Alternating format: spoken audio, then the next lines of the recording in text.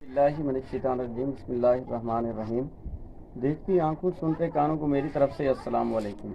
नाज़रीन किराम, आज मैं एक ऐसे घराने पहुंचा हूं जो बहुत ज़्यादा ही परेशान हालत में है। आइए मैं उनसे आपकी मुलाकात करवाता हूं। अस्सलाम वालेकुम अम्मा जी। अम्मा जी क्या हाल है, ठीक हो? अच्छा अम्मा जी, तुसां सा कुछ सरवैत वाली क्या परेशानी है, क्या मसाइल हैं? दुआएं बहु गरीब हमारे बाल निके निके परेशान शाम थी है तो फजर दी कहानी फजर दी शाम दी कहानी मेरा घर अलाओ मजबूर है, काम नहीं कर सकते।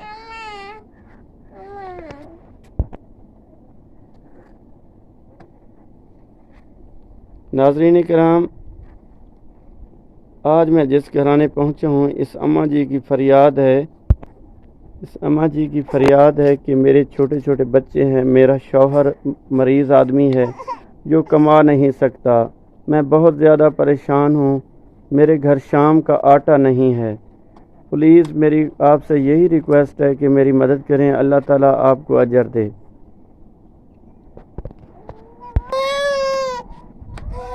अल्लाह आमीन, अल्लाह आमीन, अल्लाह आमीन।